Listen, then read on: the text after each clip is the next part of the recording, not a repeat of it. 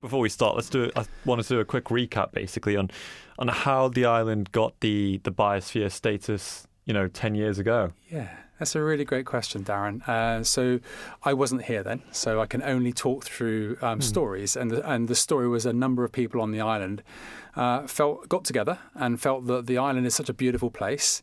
How do we as an island work better in, as a society, if you like, and an economy within the environment? And UNESCO have been going since 1971 with this thing called the Man and Biosphere. And so a group of people volunteered. A lot of the farmers, a lot of community, a lot of business people got together and they put together a nomination paper to be designated as a whole nation biosphere. So that was in 2016. So it came from the community. It came from people on the island who said, it'd be really good if we could recognise ourselves and then form some elements of conservation and protection, because we love the island and we don't want it all to disappear, if we like. And UNESCO have something like 759 designated reserves around the world, and we became the first whole nation UNESCO biosphere in 2016. And how significant do you think that moment was? Obviously, you said you weren't there for, you weren't around, you weren't involved for that at the time, but a whole nation being a UNESCO biosphere is pretty crazy, isn't it? Yeah, it's exciting, and sort of. It's a double-edged sword almost, actually, because the designation says in one sentence that you've ticked the box. And on the other side of that coin or sword is that there's a lot of work to be done. There's a lot more, the world and the biosphere as a holistic, is in some places not in great shape. So it's not, like I said, it comes with a double meaning almost, like being designated the first whole nation. I think it's natural for some people to think, got that, we've got the biosphere thing, so we don't need to do anything anymore. And it's not a destination, it's a journey. And for the last 10 years, the island community has really gathered around how do we as a community, as a biosphere, how do we as a biosphere, create that sort of future for the island. I suppose that leads us quite nicely into the next question, and about what kind of criteria do reviews then look at? Yeah, it's good question. So the periodic review is a review of the last 10 years. The nomination papers in 2016 was our first submission. So we say, okay, when you nominate yourself, you have to see whether you pass. And then when you go through the periodic review. And so we're just this week, which is slightly ahead of schedule, submitted our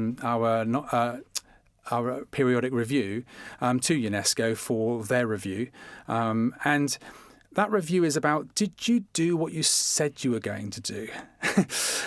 In your nomination papers, you said a number of things that you set out your strategy and the way in which you're going to conserve spots on the island that are the Zone 1 spots, if like. Did you maintain that Zone 1 protection? Did you advance biosphere in any way? What things did you do over the last 10 years that can say we UNESCO can learn from? You're a whole nation. What things did you innovate on around biosphere? So the periodic review is that process of reviewing what did you do for the last 10 years, and then start to begin to look forward to the next 10 years. So if we get the approval of the redesignation, fingers crossed, and we'll definitely get some feedback. We know that in the process, but hopefully then it's about what are we going to do for the next 10 years. I suppose, where do we look in 10 years' time? And you said fingers crossed. Are we confident we'll retain the status? And I have to pause, right? Because confidence comes from feedback. Confidence isn't something that you can make up in your own little world. So what feedback have we had so far? Well, first of all, we started the process of consulting people on the island. And asking them honest feedback. It wasn't a predetermined survey of, aren't we great as a biosphere question, yes or no? It wasn't that type of consultation. So the feedback started with about a year and a half ago, where we started talking to people on the island, doing interviews, doing surveys, doing events where we can elicit that participatory feedback in. And I would say that at that level, what did we hear from the island? Good and bad. Yeah, some good in there, and some things that some people thought, what is this biosphere? That was quite a common theme coming back from the surveys and the work that we did by speaking to people and letting them let their voice be heard, and some really good stuff as well. We've got something like 379 partners now. All schools are designated as partners. Some schools like Cashel Rushton have run Biosphere weeks. We've got over 60 now in the youth network. When I started as chair, it was something in the region of 30. I didn't do anything other than sit as a chair of the board. The youth went out and recruited more people. So there's 60 of them now, which is really great. So when we started 10 years ago, we didn't have that. So I think that there's a mixture of some good and some some not so good feedback from the community. Now the next level of feedback is UNESCO and government as well. So and the board. So we as a board reviewed the document, and it sort of brought a little tear to my eye. I remember reading. I got up at 4:30 in the morning to read it. It's 258 pages, and as the chair, I was so proud of living on this island. Forget about my chair position and government and business and all that stuff, because in this document that's been assembled that we've sent to UNESCO, it's an absolute celebration of lots of little people, lots of little businesses, lots of little creatures as well, coming forward and raising themselves up in this document. So it's a collective, and I think the board approved the document two board meetings ago. So. And if you look online, the board is made of a cross section of the island, and then obviously government have to sort of approve it as well. And we sit within DEFA, so DEFA are happy to put it forward. Then we take it to the UK. So they have a UNESCO board there that they gave us some feedback. They can't approve it. It goes to Central UNESCO, and they came back to us with a few tweaks. Some challenges around zonation and small minor things. Actually, they were very happy with it. But like I said, that's not an approval at that point. But that was good feedback. We got so another organisation called UNESCO in the UK, who've got 6 other biosphere reserves, said this looks good. It's kind of like you're on the right track. We're on the right track. Yeah, so we're heading towards. Can we press and Jackie Neenan's the coordinator. Yeah. Can she press send on the button? Big moment. And yes, we did it this week. So. Now we've just got to wait for our feedback, and we'll get some feedback before Christmas. Wow. And so I think the role then for that document, because it's not dry, it's quite technical, is to turn it into a public-facing document. And we're organised, or Jackie and the team are organising a Biosphere this year, and we'll make that announcement for you as well. And that's about celebrating the last 10 years and creating a State of the Biosphere document that we'll share with people so they can celebrate with us that there's been some really good things. And I think focusing on the positives is the right thing to do. There's some really good things we've done in the last 10 years. So it's a long answer, Darren, but it's a thorough answer. We've done this thoroughly. We haven't done this, we haven't cut any corners, is what I would say. No, absolutely. And I think you can probably, I think you could gather that originally with getting the status, and obviously you can hear the enthusiasm, I suppose, to make that committed for the next 10 years as well. But I suppose in your opinion, maybe in terms of the document, in terms of how you guys have all reviewed the island, what do you think's changed? Has it changed much in the last 10 years? Is there a lot that's better now than there was 10 years ago? So on the protection front, we've got some some of our partners like Manx Wildlife Trust do some really great work around the biosphere isn't a team over there. Yeah. That's the first thing. Right? So we look at Manx Wildlife Trust, look at the work that Beach Buddies are doing, and they're all these organisations across the island, 379 partners. They're all doing good work, and I think I heard somewhere in the region of 1,000 charities on the Isle of Man, and it's an incredible number if that statistically is correct. Yeah. So I think that the island as a community do rise up when there's a challenge, and I'd say that that's 1/3 of the biosphere, which is the community. The community are doing good work. We could do more. We can always say that, can't we? We can always do a little bit more. I think from an environment point of view, which is the second circle, if you created a Venn diagram. we've got some improvements to have. We've definitely improved. Approximately 10% more of our territorial waters are now protected. So I think it's something like 3 nautical miles out. It's something like 51% of the water is now protected. So we've really taken a stance on protection and conservation, and that is important. We could always do more. Again, about protecting wildlife and conserving the land that we live on. And then in terms of economy, you're seeing really good examples where, if you think about like companies coming to the island and bringing good business. What does good business mean? Well, biosphere business is good, where you have environment understanding, you have economic understanding, and you have community understanding. I sit on the board with one of the agencies here and the digital agency, and the innovation challenge has been, I think, quite successful. I know personally people have moved to the island with technology companies who said one of the main reasons they moved here is because we are a biosphere. Oh, wow. So, I feel that the Innovation Award having, and what we're doing around that, having Biosphere at the centre of it, Biosphere values, Biosphere principles, is attracting business to the island. And tourism uses, and we often talk about, and we're very proud as a nation to be the whole nation Biosphere, or at least now we were the first. There's another one now, so they followed us. So in that sense, there are other nations that are pursuing this identity of being a biosphere. But I think for us on the island, it is bringing business. It is bringing better protection to the land and the seas, and the community do embrace it. Yes, we could do more.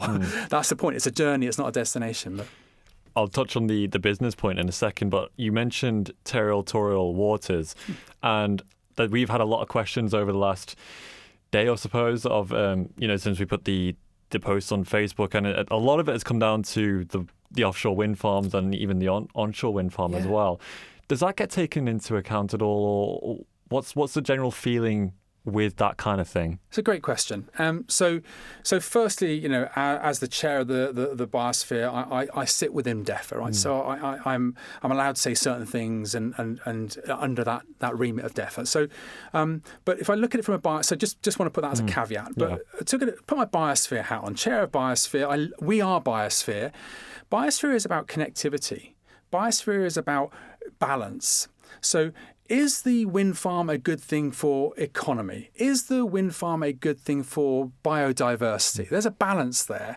I'm not going to express my view as Biosphere, because Biosphere is not a statutory organisation.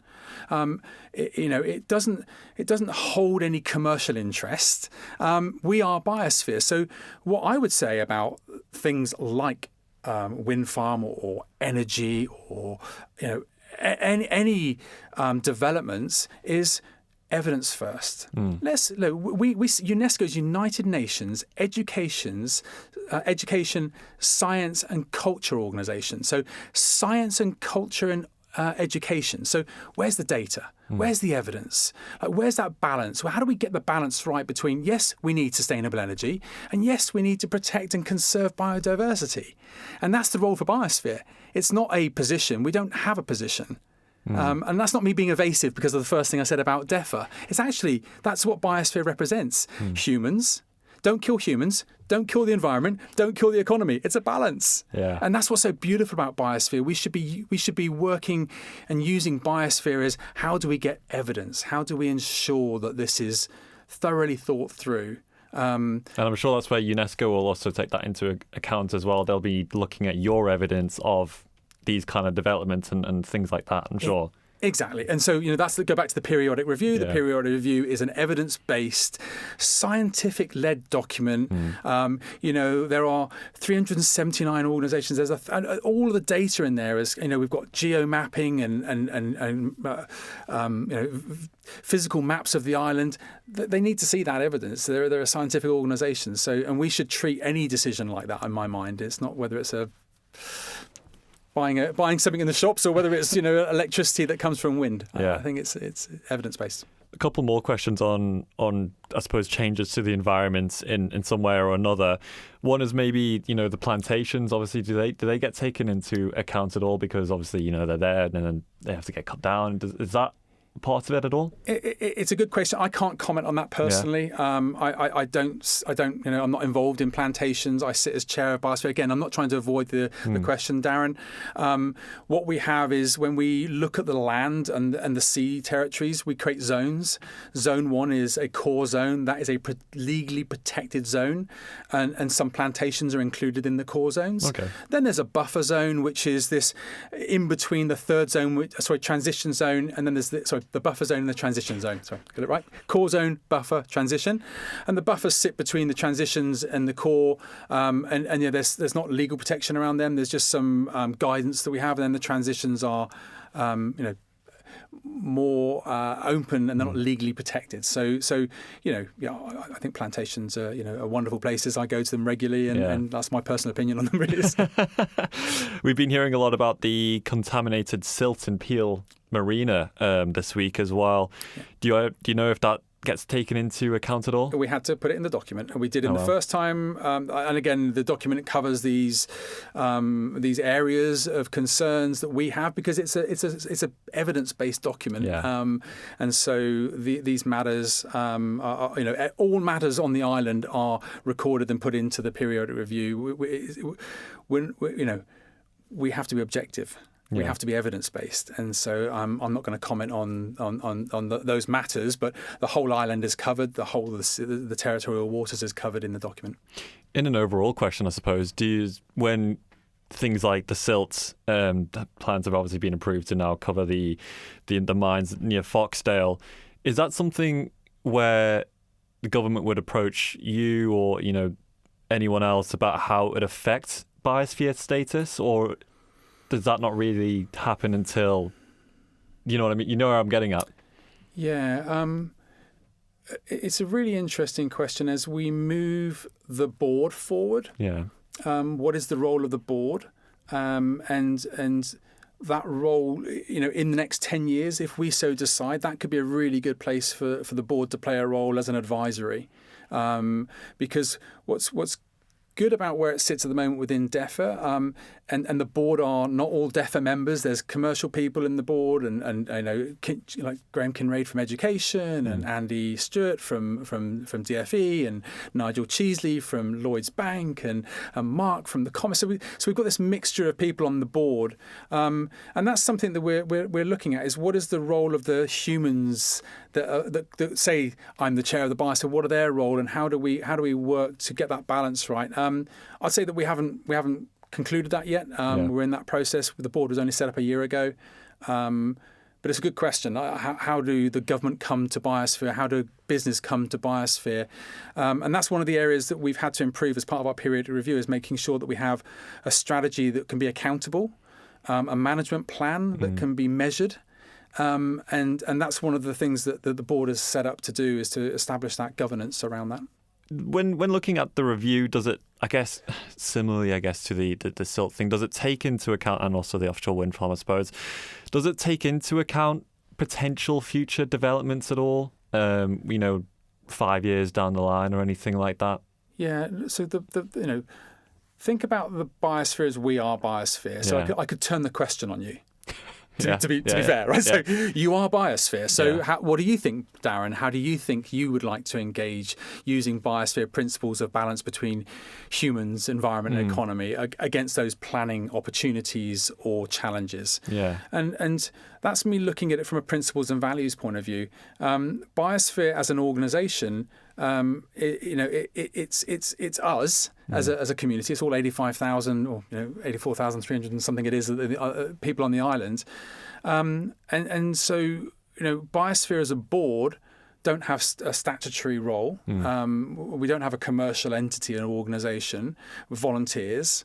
And then the Biosphere, the team, is a very small team it's currently 2 people. Yeah. So, and they do an amazing job. I think, so I think to ask Biosphere, what do you think? It's to turn it back on yourself and say, what do we want as our Biosphere? And to have that evidence-based discussion on those points around planning, on those points around economic development, on those points around our education system. How have we got the balance right? we can go off in all sorts of different directions there Yeah. around energy consumption at home and how that affects things. And so I think that those are the questions that really turn back on itself. Now, if the Isle of Man wants the biosphere to take a stronger role in those things, and they say, actually, what we'd want to do is have the Biosphere organisation take a position on these matters, that's up to society. Yeah. And that's what I love about it. It's not evasive. I'm not trying to avoid the answer to the question. The Biosphere is not an organisation that's over there that can fix things. Yeah. We are the Biosphere. Yeah, I guess I was just asking kind of, do all developments, I suppose, get included in the review? Yeah, so as I said earlier, the entire island is mapped on GIS software.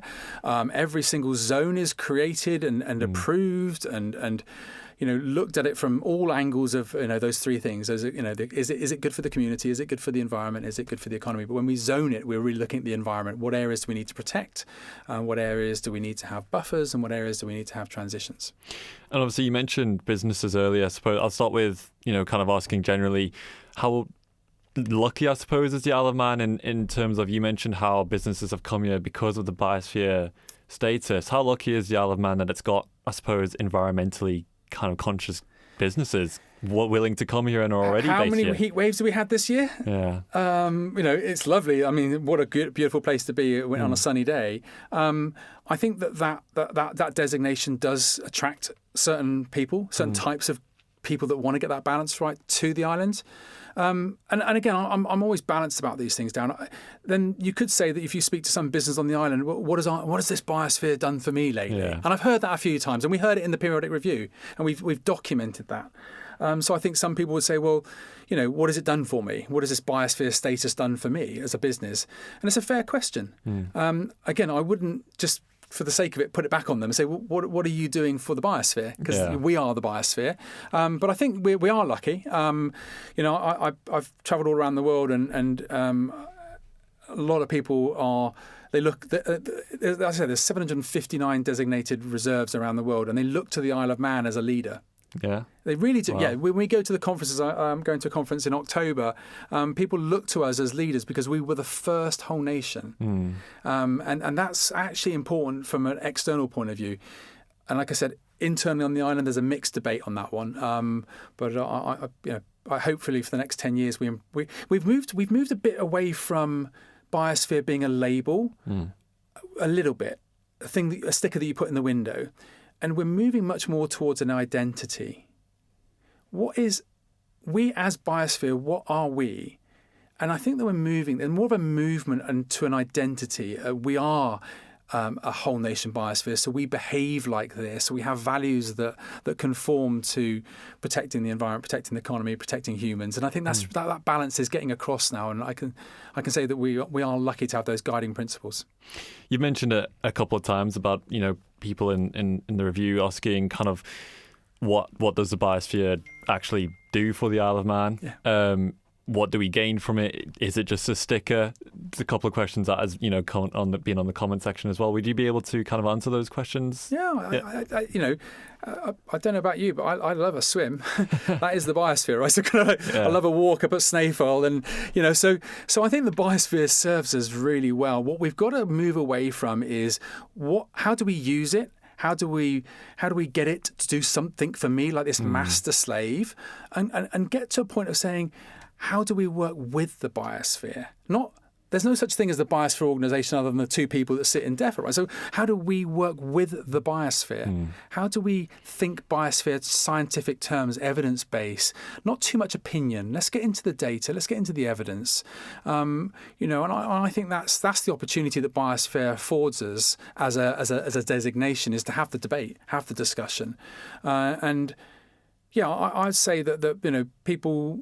I've heard people confuse biosphere with other initiatives like, say, net zero as an example. If net zero is good for the biosphere, which we believe it is, or at least reducing your carbon footprint is good for the biosphere, then we would support that. But it's not. Is TT biosphere? Absolutely, it's in 100+ years of our cultural heritage. So in one hand, I've just said yes, and in the other hand, I've just said no.